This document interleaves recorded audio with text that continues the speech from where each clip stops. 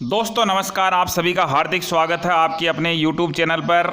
आज की इस वीडियो में हम बात करेंगे, जैसे कि हम कई बार प्रतियोगी परीक्षा देने जाते हैं या कोई अन्य परीक्षा में रेलवे से संबंधित जो शब्दावली होती है उसके बारे में हम विस्तृत रूप से यहाँ पर चर्चा करेंगे कि उसके अंदर जो शॉर्ट रूप में शब्द लिखे हुए होते हैं उन शब्दों का क्या अर्थ होता है।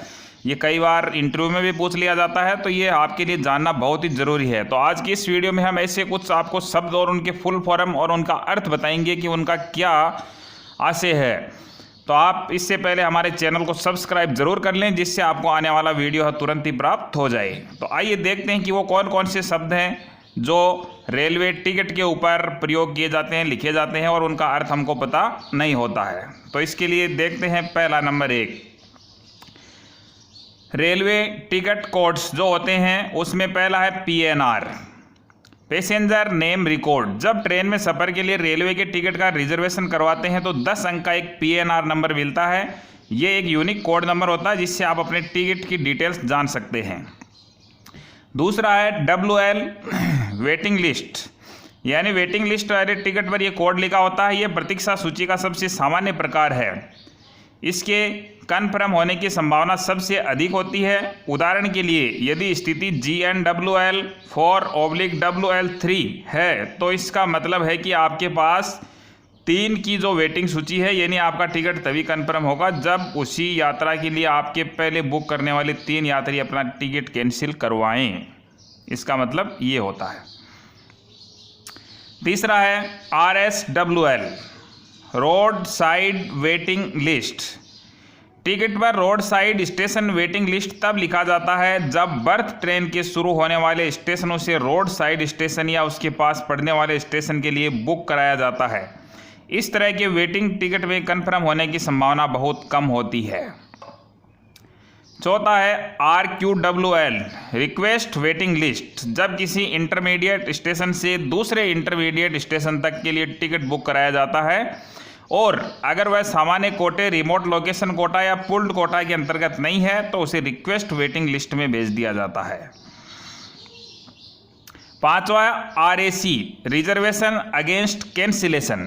RAC में 2 पैसेंजर को एक ही बर्थ पर यात्रा करने की अनुमति दी जाती है। जिन यात्रियों का टिकट कन्फर्म होता है और वह यात्रा नहीं करते तो उनकी बर्थ RAC के तौर पर दूसरे यात्रियों को अलॉट कर दी जाती है। तो ये काफ़ी महत्वपूर्ण कोड है।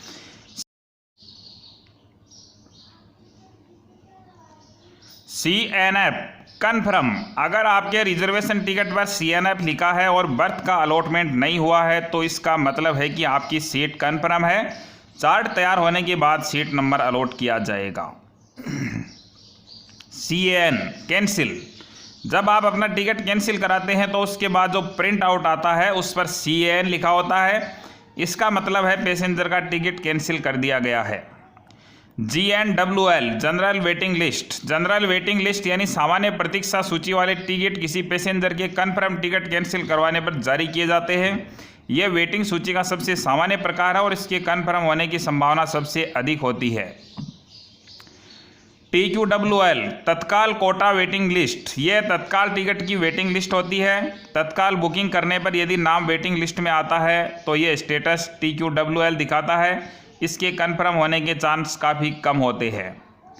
PQWL, pool quota waiting list. Under pooled quota waiting list general waiting list से अलग तैयार होती है। इसमें ऐसे पैसेंजर्स की डिटेल होती है जो ट्रेन ओरिजिनेशन और डेस्टिनेशन के बीच के स्टेशन के बीच यात्रा करते हैं। नेक्स्ट है RLWL, remote location waiting list के कन्फर्म होने के सबसे ज़्यादा चांस होते हैं।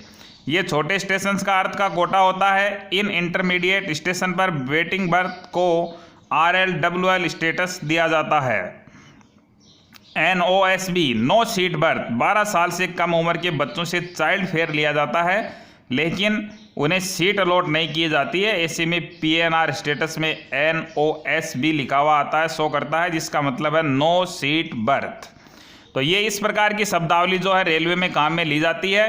तो यदि आप कोई रेलवे की परीक्षाओं की तैयारी कर रहे हैं तो आपके लिए इन शब्दों को जानना बहुत ही अति महत्वपूर्ण है।